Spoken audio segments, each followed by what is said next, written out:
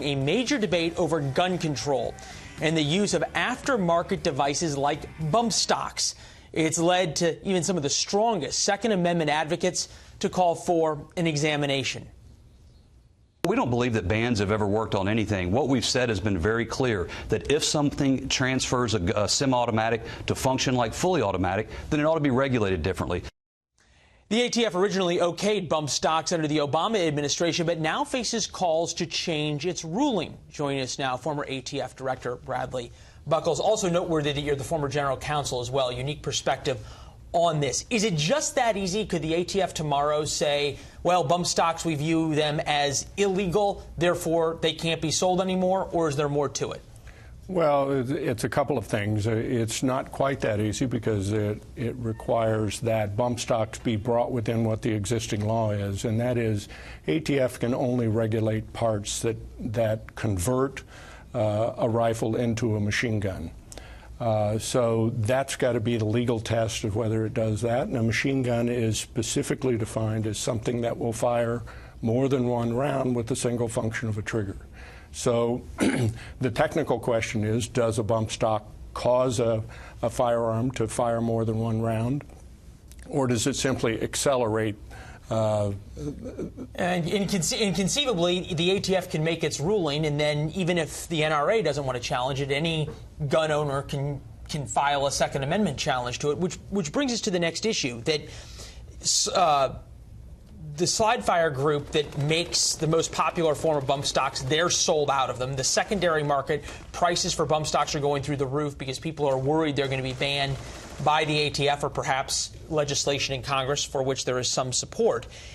Is it ever possible, in your experience of the ATF, to take things away? It seems as though you can regulate them being sold in the future, but taking them away is a much tougher thing. Well, it is a difficult thing, obviously, once products are out there. In this case, a change in an ATF ruling doesn't just kind of create some new regulation. It would actually treat bump stocks as machine guns. And as machine guns, there's felony laws for possession of a machine gun. There are seizure and forfeiture laws that come into play if someone owns a contraband machine gun. So any change in the ruling would immediately change the status of those bump stocks from being accessory parts, unregulated, to being machine guns under the federal law. And one has to, of course, imagine that in any type of situation like this, the old ruling would be used against the ATF, for that matter, in any court challenge. All this comes back to, after any one of these mass shootings, people say, well, how could it have been prevented? Let's plan for the future. Take a listen to Steve Wynn, casino magnate, on Fox News Sunday. We had to cover every exit and every aspect of the building to see if we could identify and preempt any kind of terroristic or violent action. It's never perfect, of course, but what you can do, to use local vernacular, you can change the odds, I guess. Him talking about changing the odds. Is it possible in a free society to change the odds completely? Well, you can't change the odds completely, but obviously everything you do in some way changes the odds somewhat.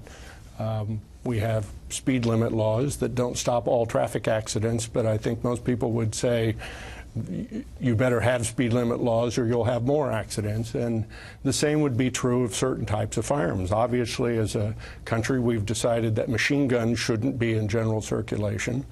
And it's fair to say that the Congress could decide that certain other kind of objects shouldn't be in general circulation, not because they can prevent everything, but it does change the odds. It reduces the likelihood. All right. Appreciate your time, sir. Thank you very much.